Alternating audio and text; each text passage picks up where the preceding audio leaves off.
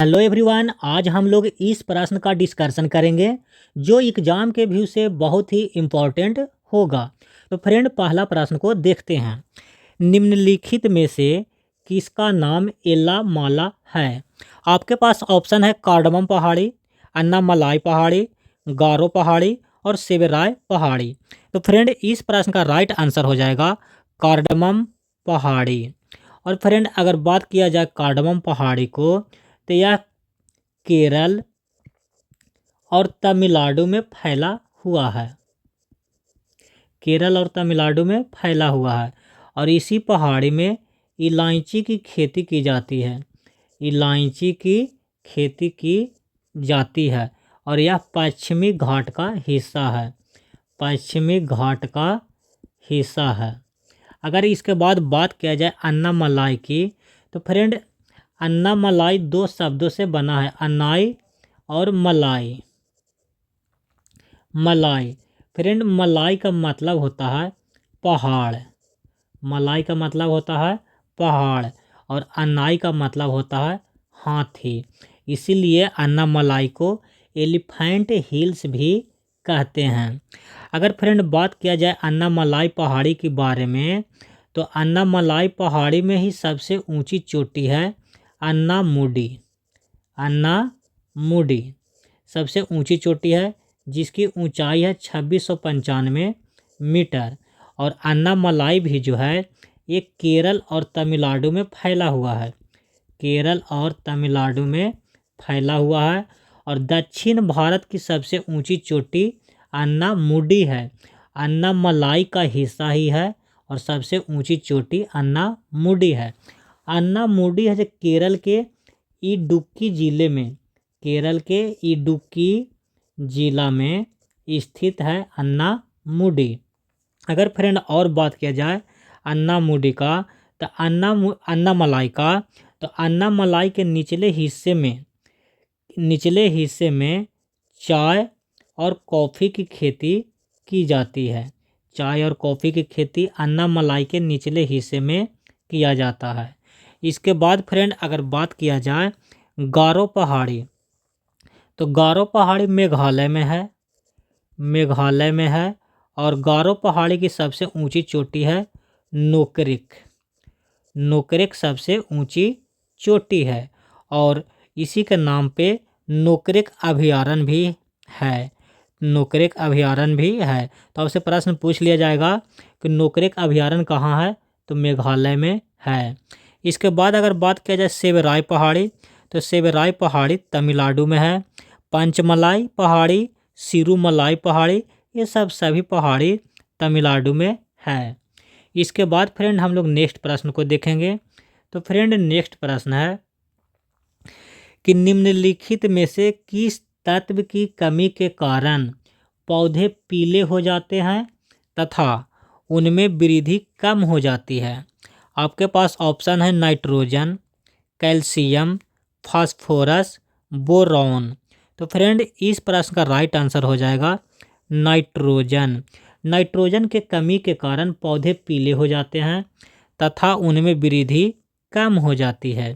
इसलिए फ्रेंड आप लोग देखते होंगे कि यूरिया छीटा जाता है। क्या चीज़ छीटा जाता है? यूरिया दिया जाता है, क्योंकि यूरिया में होता है नाइट्रोजन।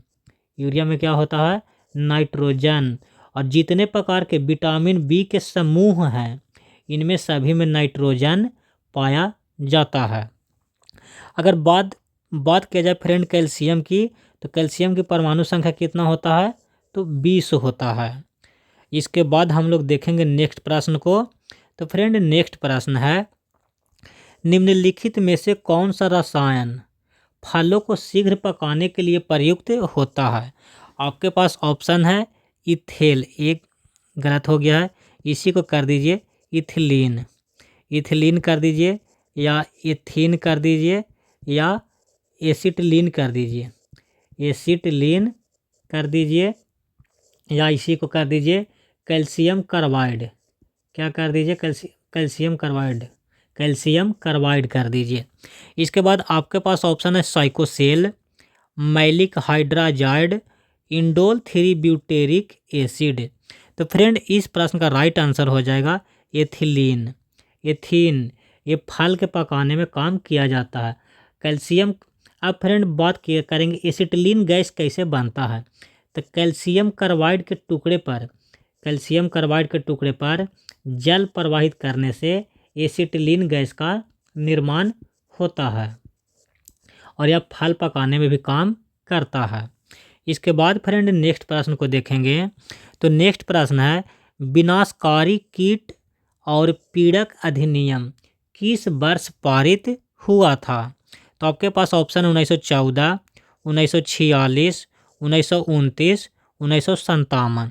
तो इस प्रश्न का राइट आंसर हो जाएगा 1914 में विनाशकारी कीट और पीड़क अधिनियम पारित हुआ था। इसके बाद फ्रेंड क्वेश्चन नंबर 5 को देखेंगे। तो क्वेश्चन नंबर 5 है निम्नलिखित में से किसने यामीन खिलाफत और नासिर ए अमीर मोमिनीन की उपाधि धारण की। आपके पास ऑप्शन है नासिरुद्दीन महमूद, फिरोज शाह तुगलक, बलबन और अलाउद्दीन खिलजी। तो फ्रेंड ये प्रश्न विवादित प्रश्न टाइप हो चुके हैं क्योंकि नासिर ए अमीर मोमिनीन उपाधि धारण सबसे पहले किसने किया था। तो टीपू सुल्तान किया था। टीपू सुल्तान किया था। इसके बाद कौन किया था। तो इसके बाद बलबन भी किया था, अलाउद्दीन खिलजी भी किया था, फिरोज शाह तुगलक किया था और टीपू सुल्तान के बाद इल्तुतमिश ने भी किया था। इल्तुतमिश ने भी यह उपाधि धारण किया था। तो यह विवादित प्रश्न है, इसमें सभी लोग हैं जो यह उपाधि धारण किया था। इसके बाद हम लोग फ्रेंड देखेंगे नेक्स्ट प्रश्न को। तो क्वेश्चन नंबर 6 है विश्व का सबसे बड़ा स्तूप कौन सा है। आपके पास ऑप्शन है सांची का स्तूप, बोरोबुदूर का स्तूप, केसरिया स्तूप और धमेख स्तूप। तो फ्रेंड इस प्रश्न का राइट आंसर हो जाएगा बोरोबुदूर स्तूप। यह स्तूप कहाँ में है। तो इंडोनेशिया में है। कहाँ है। इंडोनेशिया में यह स्तूप है। इसके बाद फ्रेंड अगर बात किया जाए सांची स्तूप को यूनेस्को की सूची में कब शामिल किया गया। तो 1989 में यूनेस्को की सूची में शामिल किया गया था। इसके बाद बात किया जाए केसरिया स्तूप। तो फ्रेंड केसरिया कहाँ में है। तो केसरिया है बिहार में। बिहार में कहाँ में। तो पूर्वी चंपारण में केसरिया स्तूप है और इस समय बिहार में चुनाव चल रहा है तो केसरिया विधानसभा भी है। इसके बाद फ्रेंड अगर धमेख स्तूप की बात किया जाए तो धमेख स्तूप यूपी में वाराणसी के पास सारनाथ में है। कहाँ में है। सारनाथ में है धमेख स्तूप। इसके बाद फ्रेंड हम लोग नेक्स्ट प्रश्न को देखेंगे। प्लास्टिक प्रदूषण और समुद्री कूड़े पर वैश्विक साझेदारी की स्थापना किस वर्ष की गई थी। आपके पास ऑप्शन है 2011, 2010, 2009, 2011, 2012। तो फ्रेंड इसकी स्थापना किया गया था 2011 में। इसके बाद देखेंगे नेक्स्ट प्रश्न को। तो फ्रेंड नेक्स्ट प्रश्न है सोनाई रुपई वन्य जीव अभयारण्य निम्नलिखित में से किस राज्य में स्थित है। आपके पास ऑप्शन है अरुणाचल प्रदेश, असम, मिजोरम, मणिपुर। तो फ्रेंड इस प्रश्न का राइट आंसर हो जाएगा असम में यह वन्य जीव अभयारण्य स्थित है और यह वन्य जीव अभयारण्य को असम का गहना भी कहते हैं। असम का क्या कहते हैं। गहना भी कहते हैं। इसके बाद फ्रेंड कुछ नोट पॉइंट है। जिस काल का कोई लिखित साक्ष्य नहीं मिलता उसे प्रागैतिहासिक काल कहा जाता है। इसके बाद फ्रेंड नेक्स्ट पॉइंट है the limit to growth report का प्रकाशन कब किया गया। तो 1972 में इसका प्रकाशन किया गया। इसी ने फ्रेंड सोचा कि भारत में वन्य जीव अभयारण्य बनना चाहिए। इसके बाद फ्रेंड हम लोग देखेंगे नेक्स्ट प्रश्न को। तो नेक्स्ट प्रश्न है, अंतर्राष्ट्रीय ऊर्जा एजेंसी के अनुसार मीथेन का वायुमंडलीय जीवन काल कितने वर्ष का होता है? तो आपके पास ऑप्शन है 8 वर्ष, 10 वर्ष, 16 वर्ष, 12 वर्ष। तो इस प्रश्न का राइट आंसर हो जाएगा 12 वर्ष। इसके बाद फ्रेंड देखेंगे नेक्स्ट प्रश्न को। तो फ्रेंड नेक्स्ट प्रश्न है, निम्नलिखित कथनों में से उपराष्ट्रपति के विषय में सही कथन नहीं है, यानी गलत कथन को चुनना है। तो पहला ऑप्शन है, भारत के उपराष्ट्रपति का पद अमेरिकी उपराष्ट्रपति की तर्ज पर गढ़ा गया है। तो ये स्टेटमेंट सही है। इसके बाद है, भारतीय उपराष्ट्रपति राष्ट्रपति का पद रिक्त होने पर शेष अवधि के लिए कार्यभार ग्रहण नहीं करता है, कार्यभार ग्रहण नहीं करता है। तो ये भी स्टेटमेंट सही है, क्योंकि फ्रेंड ये पॉइंट देखिए, शेष अवधि के लिए अगर कोई राष्ट्रपति बना है और तीसरे साल वो त्याग पत्र दे दिया है, तो उपराष्ट्रपति 2 साल के लिए तो नहीं बन सकता है, क्योंकि कहा गया है कि 6 माह के अंदर राष्ट्रपति का चुनाव करा लेना अनिवार्य होता है। इसीलिए यह स्टेटमेंट सही है। इसके बाद फ्रेंड, संविधान के अनुच्छेद 67, इसको कर दीजिए 67A, 67A के तहत उपराष्ट्रपति अपने हस्ताक्षर सहित लेख के माध्यम से राष्ट्रपति को संबोधित त्याग पत्र दे सकता है। तो ये भी स्टेटमेंट सही है। इसके बाद है फ्रेंड, भारत के इतिहास में जगदीप धनखड़ अपना कार्यकाल पूर्ण होने से पहले पद छोड़ने वाले चौथे उपराष्ट्रपति हैं। तो फ्रेंड ये स्टेटमेंट गलत है, क्योंकि ये चौथे उपराष्ट्रपति नहीं है, ये तीसरे उपराष्ट्रपति हैं। पहला उपराष्ट्रपति जो कार्यकाल रहते हुए त्याग पत्र दिए थे, उनका नाम है बीबी गिरी। उसके बाद नाम है वेंकट रमन। इसके बाद है जगदीप धनखड़। तो ये तीसरे व्यक्ति हैं जो उपराष्ट्रपति का पद रहते हुए कार्यकाल से पहले त्याग पत्र दिए। इसके बाद फ्रेंड हम लोग कुछ पॉइंट देखेंगे। हाउस ऑफ द पीपुल को लोकसभा का नाम 1954 में दिया गया। लोकसभा के नाम से पहले इसे क्या जाना जाता था? हाउस ऑफ द पीपुल, और 1954 में इसे लोकसभा कर दिया गया। इसके बाद फ्रेंड नेक्स्ट पॉइंट, भारत का मूल संविधान देहरादून में प्रकाशित किया गया था। ये बहुत ही इम्पोर्टेंट लाइन है फ्रेंड। इसके बाद है बीमर शब्द। आपसे प्रश्न आएगा कि खेल के संबंध में बीमर शब्द किस खेल से संबंधित है? तो क्रिकेट से है। इसके बाद है बाट फो मंदिर, बैंकॉक थाईलैंड का एक प्रसिद्ध बौद्ध मंदिर है। इसके बाद है फ्रेंड, कनाडा ने 1914 में जापानी स्टीमर कामागाटा को प्रवेश करने से रोक दिया था।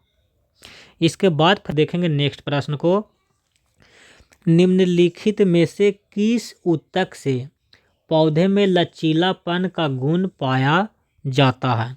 आपके पास ऑप्शन है एपिडर्मिस, पैरेनकाइमा, कॉलेनकाइमा, स्क्लेरेकाइमा। तो इस प्रश्न का राइट आंसर होगा कॉलेनकाइमा। कॉलेनकाइमा के कारण पौधा में लचीलापन का गुण पाया जाता है, और यह यांत्रिक सहायता भी देता है। क्या करता है? यांत्रिक सहायता भी प्रदान करता है। अगर बात फ्रेंड किया जाए स्क्लेरेकाइमा, तो स्क्लेरेकाइमा क्या करता है? कठोर आवरण देता है। क्या देता है? कठोर आवरण देता है। जैसे में नारियल का जो भाग कठोर होता है, कठोर आवरण करने में स्क्लेरेकाइमा का काम होता है। इसके बाद फ्रेंड हम लोग देखेंगे नेक्स्ट प्रश्न को। जठर रस के संदर्भ में निम्नलिखित कथन पर विचार कीजिए। पहला ऑप्शन है रेनिन एंजाइम नवजात शिशुओं में दूध प्रोटीन के पाचन में सहायता करता है, तो ये स्टेटमेंट सही है। इसके बाद है पेप्सिन एंजाइम भोजन में उपस्थित प्रोटीन घटक को छोटे छोटे अणुओं में परिवर्तित करता है, तो ये भी स्टेटमेंट सही है। इसके बाद है उपयुक्त में से कौन सा कथन सही है, तो दोनों कथन सही है।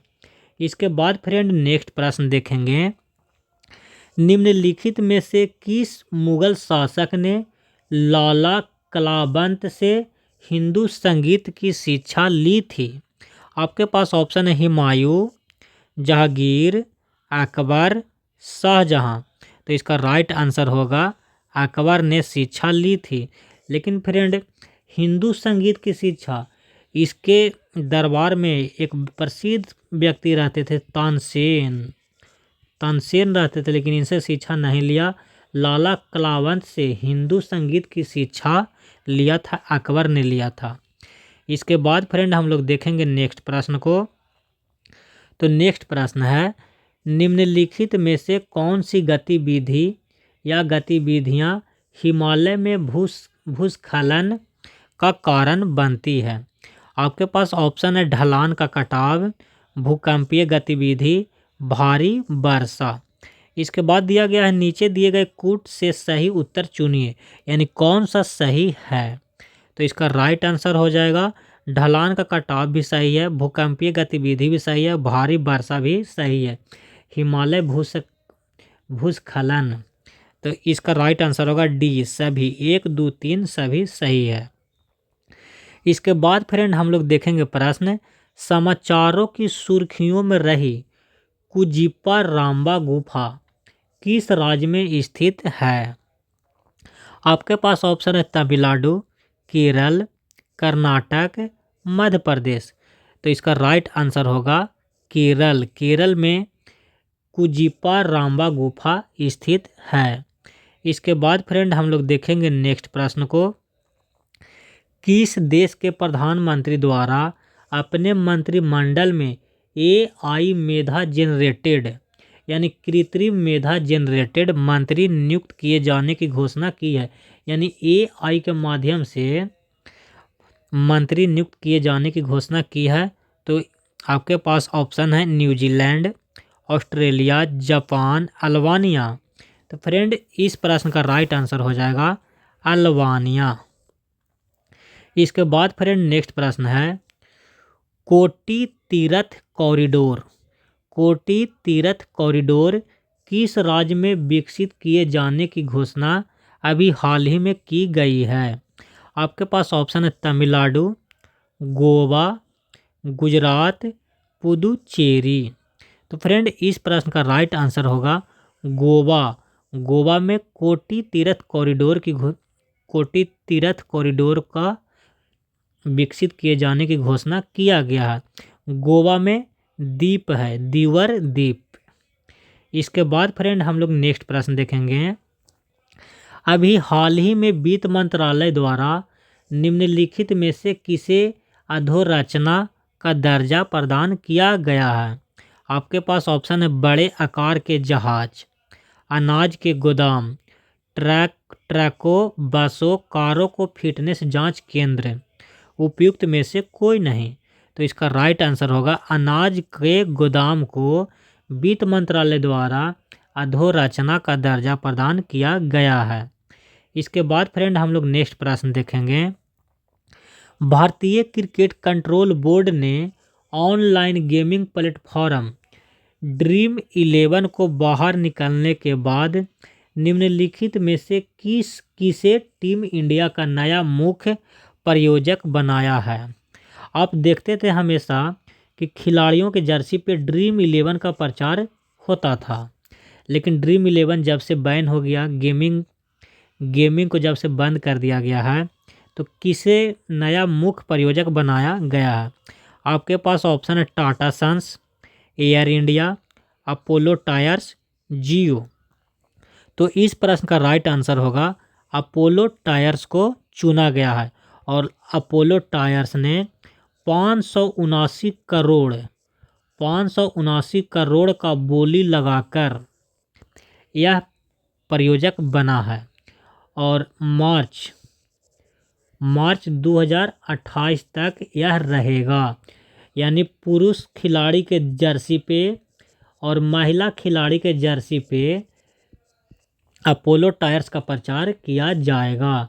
जो पुरुष क्रिकेटर खिलाड़ी हैं, महिला क्रिकेटर खिलाड़ी के जर्सी पे अपोलो टायर्स का मार्च 2028 तक किया जाएगा। इसके बाद फ्रेंड हम लोग नेक्स्ट प्रश्न देखेंगे। निर्वाचन प्रणाली सुधार विषय में निम्नलिखित कथन पर विचार कीजिए। सर्वोच्च न्यायालय ने वर्ष 2020 में राजनीतिक दलों को विधानसभा और लोकसभा चुनावों के लिए उम्मीदवारों का संपूर्ण आपराधिक इतिहास प्रकाशित करने का आदेश दिया है। तो यह स्टेटमेंट सही है। इसके बाद है आदर्श आचार संहिता की शुरुआत वर्ष 1960 में केरल में हुआ था। ये भी स्टेटमेंट सही है। इसके बाद है वर्ष 1997 में मतदाता फोटो पहचान पत्र की शुरुआत हुई थी। तो फ्रेंड ये स्टेटमेंट गलत है। 1997 में नहीं, 1993 में किया गया था। और उस समय मुख्य चुनाव आयोग कौन थे? तो TN शेषन थे। और फ्रेंड TN शेषन को एक मौका मिला था राष्ट्रपति के चुनाव लड़ने का मौका मिला था, लेकिन बेचारे TN शेषन हार गए थे। इसके बाद फ्रेंड अगर बात किया जाए तो कौन सा स्टेटमेंट सही है? तो 1 और 2 केवल सही है। इसके बाद फ्रेंड हम लोग नेक्स्ट प्रश्न देखेंगे। निम्नलिखित में से कौन सा भारत में वरीयता क्रम सूची में शीर्ष पर है? आपके पास ऑप्शन है लोकसभा के विपक्ष के नेता, भारत रत्न अलंकरण धारक, अपने अपने राज्यों के मुख्यमंत्री, अपने अपने राज्यों के बाहर के राज्यों के राज्यपाल। तो फ्रेंड इसमें बात कर रहा है कि वरीयता क्रम सूची में शीर्ष पर कौन है? तो अपने अपने राज्य के मुख्यमंत्री हैं। इसके बाद कौन होते हैं? तो विपक्षी दल। इसके बाद कौन होते हैं? तो विपक्षी दल। इसके बाद कौन होता है? तो भारत रत्न अलंकरण धारक। इसके बाद होते हैं राज्यों के राज्यपाल। इसके बाद फ्रेंड हम लोग नेक्स्ट प्रश्न देखेंगे। निम्नलिखित कथनों पर विचार कीजिए। यह भारत के लक्षद्वीप में स्थित एक छोटा द्वीप है। सेकंड है यहाँ कोई मानव निवास नहीं है। यहाँ एक पक्षी अभयारण्य है। तो फ्रेंड इससे आपको हिंट्स मिल जाएगा। उपयुक्त कथन किस द्वीप के बारे में सही व्याख्या करता है? आपके पास ऑप्शन है पीटी द्वीप, पराली द्वीप, कबरती, थिनकारा द्वीप। तो इस प्रश्न का राइट आंसर हो जाएगा पीटी द्वीप। और आप लोग जानते ही होंगे कि पीटी पक्षी अभयारण्य भी है। और 1987 में पीटी द्वीप पर पक्षी अभयारण्य को घोषित कर दिया गया था। तो यह बात कर रहा है पीटी द्वीप के बारे में बात कर रहा है। इसके बाद फ्रेंड हम लोग क्वेश्चन नंबर 24 देखेंगे। ऋग्वेद में ऋषि विश्वामित्र और 2 नदियों के बीच संवाद के रूप में एक स्रोत है जिसे देवी के रूप में पूजा जाता था। ये नदियाँ कौन सी है? आपके पास ऑप्शन है अलकनंदा और भागीरथी। इसके बाद है रावी और चिनाब, गंगा और यमुना, ब्यास और सतलज। तो फ्रेंड इस प्रश्न का राइट आंसर हो जाएगा ब्यास और सतलज। फ्रेंड इसके बाद अगर बात किया जाए सतलज और ब्यास के मुहाने पे एक नहर निकाला गया है। उसका नाम क्या है? इंदिरा गांधी नहर। इंदिरा गांधी नहर हरिके बैराज से, यहाँ पे एक बैराज है हरिके बैराज, ब्यास और सतलज के मुहाने पर पंजाब में है हरिके बैराज, और यहाँ से ही इंदिरा गांधी नहर निकाला जाता है। और राजस्थान में पानी को भेजा जाता है। इसके बाद फ्रेंड अगर बात किया जाए चिनाब का, तो आप लोग बताइएगा कि प्राचीन भारत में चिनाब को किस नाम से जाना जाता था।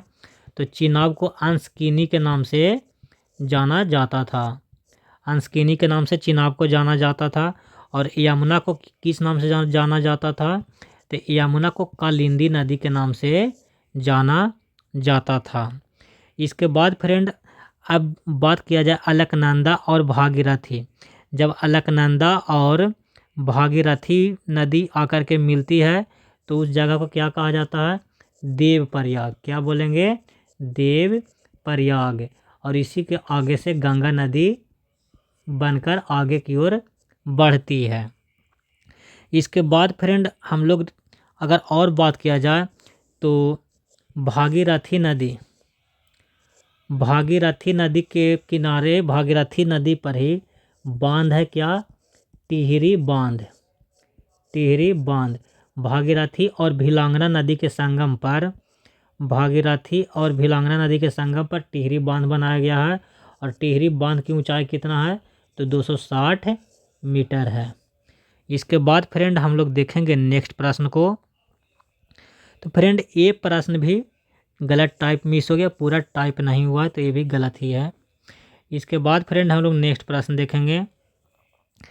निम्नलिखित में से कौन सा कथन डोलड्रम्स का सबसे अच्छा वर्णन करता है। आपके पास ऑप्शन है, उपोष्ण कटिबंधीय क्षेत्र में उच्च दबाव क्षेत्र जहां पश्चिमी हवाएं उत्पन्न होती है। इसके बाद है भूमध्य रेखीय क्षेत्र में शांत क्षेत्र की पेटी जहां प्रचलित व्यापारिक पवनें मिलती है। इसके बाद है हिंद महासागर में उष्ण कटिबंधीय क्षेत्र जहां अक्सर चक्रवात उत्पन्न होते हैं। इसके बाद है पृथ्वी का शीत क्षेत्र जहां वायुमंडलीय परिसंचरण बहुत कम होता है। तो फ्रेंड इस प्रश्न का राइट आंसर हो जाएगा भूमध्य रेखीय क्षेत्र में शांत क्षेत्र की पेटी जहां प्रचलित व्यापारिक पवन मिलती है, उससे ही डोलड्रम्स का सबसे अच्छा वर्णन करता है। फ्रेंड यार इसका राइट आंसर हो जाएगा बी। फ्रेंड डोलड्रम्स के मतलब है कि पानी की जहाज जब चलती है और हवा नहीं चलता है, शांत हो जाता है, तो जहाज को चलने में थोड़ा कठिनाई होती है, उसी चीज़ को डोलड्रम्स कहा जाता है। इसके बाद हम लोग देखेंगे नेक्स्ट प्रश्न को। तो फ्रेंड नेक्स्ट प्रश्न है, निम्नलिखित कथनों में से कौन सा गलत है। पहला स्टेटमेंट है कोरोमंडल तट पश्चिमी घाट और अरब सागर के बीच स्थित है। इसके बाद है डोडा बेटा दक्षिण प्रायद्वीपीय की सबसे ऊंची चोटी है। इसके बाद है पाल घाट दर्रा उत्तर में नीलगिरी पहाड़ी और दक्षिण में अन्नामलाई पहाड़ी के बीच स्थित है।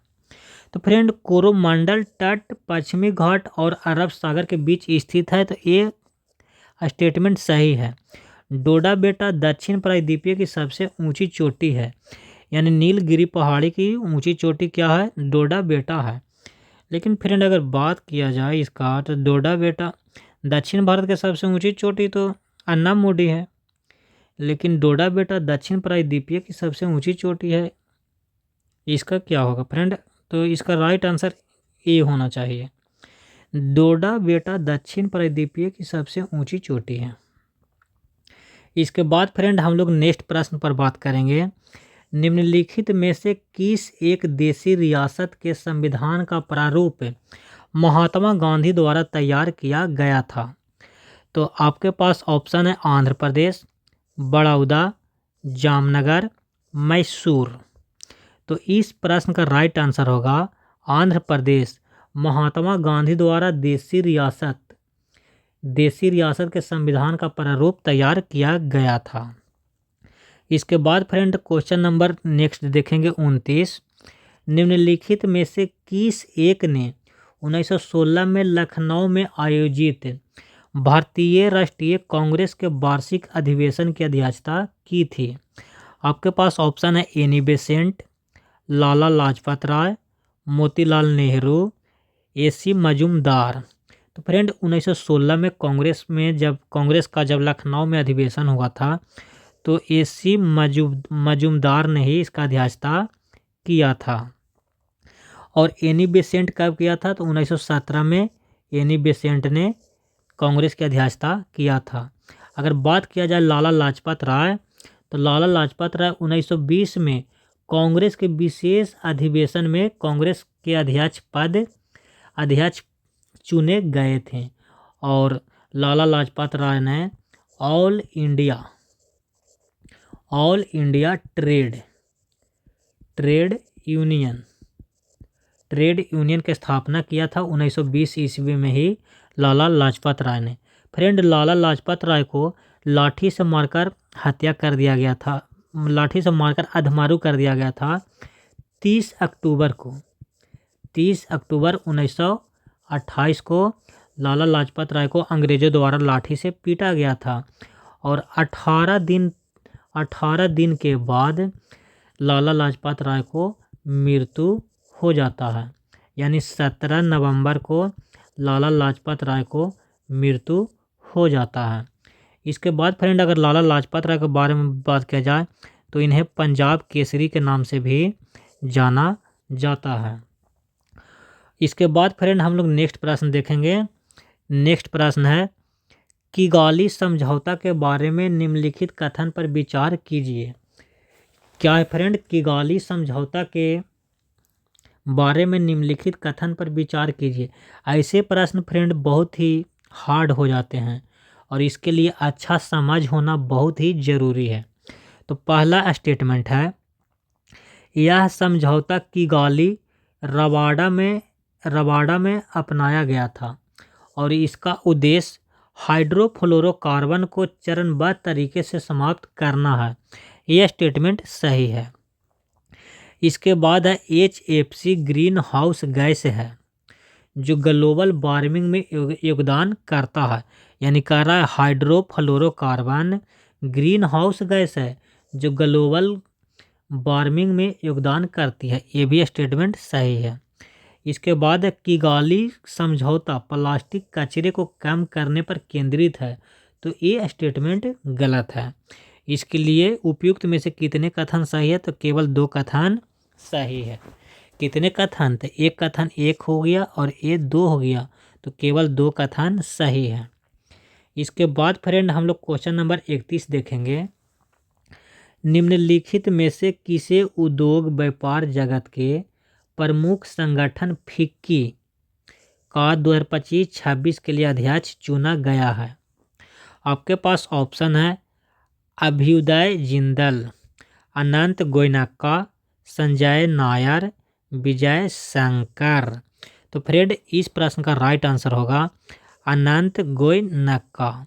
फ्रेंड आप लोग कमेंट में जवाब दीजिएगा कि फिक्की का पूरा नाम क्या होता है और इसका स्थापना कब हुआ था। इसके बाद फ्रेंड हम लोग देखेंगे क्वेश्चन नंबर 32।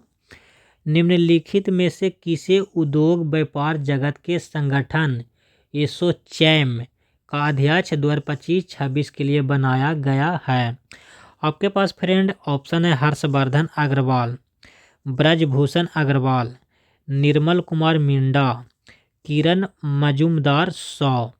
तो फ्रेंड इस प्रश्न का राइट आंसर होगा निर्मल कुमार मिंडा को एसोचैम का अध्यक्ष चुना गया है। तो इसका भी आप लोग पूरा नाम, पूरा फुल फॉर्म कमेंट में जवाब जरूर दीजिएगा। इसके बाद फ्रेंड हम लोग क्वेश्चन नंबर 33 देखेंगे। एक्सिस बैंक के प्रबंधन निदेशक सह CEO अमिताभ चौधरी उद्योग व्यापार जगत के किस संगठन के सीनियर वाइस प्रेसिडेंट 2025-26 के लिए बनाए गए हैं? आपके पास ऑप्शन है FICCI, ASSOCHAM, Indian chamber of commerce, इसके बाद है FIO। तो फ्रेंड इस प्रश्न का राइट आंसर हो जाएगा इंडियन चैम्बर ऑफ कॉमर्स। इसके बाद फ्रेंड हम लोग नेक्स्ट प्रश्न देखेंगे। बुद्ध का किसके सिक्कों पर अंकन हुआ है? यानी महात्मा बुद्ध का फोटो किसके सिक्कों पर अंकन हुआ है? आपके पास ऑप्शन है कार्तिकेय, वासुदेव, कनिष्क, भीम कडिफेसेज। तो फ्रेंड इस प्रश्न का राइट आंसर होगा कनिष्क ने महात्मा बुद्ध को सिक्के पर अंकित किया था। इसके बाद फ्रेंड हम लोग क्वेश्चन नंबर 35 देखेंगे। भारत के प्रधानमंत्री के संबंध में कौन सा विकल्प सही नहीं है? तो भारत के प्रधानमंत्री की नियुक्ति कौन करता है? राष्ट्रपति द्वारा किया जाता है, तो ये स्टेटमेंट सही है। मंत्रिपरिषद का प्रमुख होता है, तो ये भी स्टेटमेंट सही है। नियुक्ति के समय संसद के किसी सदन का सदस्य होना आवश्यक है, तो ये स्टेटमेंट गलत है। फ्रेंड राष्ट्रपति किसी को भी प्रधानमंत्री चुन सकता है, लेकिन 6 माह के अंदर किसी भी चीज़ का, किसी भी सदन का सदस्य होना अनिवार्य होता है। संघ की कार्यपालिका शक्ति निहित होती है, तो ये भी स्टेटमेंट सही है। तो इसका राइट आंसर क्या होगा? सी है जो गलत कथन है, सी है जो गलत कथन है। इसके बाद फ्रेंड हम लोग क्वेश्चन नंबर 36 देखेंगे, मिस प्रिंट है। इसके बाद फ्रेंड अब प्रश्न नहीं है। तो फ्रेंड आप लोग को ये प्रश्न पत्र कैसा लगा? थोड़ा फ्रेंड हार्ड होगा, क्योंकि हम इस प्रश्न को इस तरह से डिजाइन किए हैं, आपको मन खुश करने के लिए प्रश्न को डिजाइन नहीं किया गया था। मैं ताकि सोच रहा था कि ऐसे प्रश्न देकर छोटे छोटे चीज़ को क्लियर कर सकें। तो आप लोग को कैसा लगा कमेंट में जवाब ज़रूर दीजिएगा। इतना ही फ्रेंड, जय हिंद।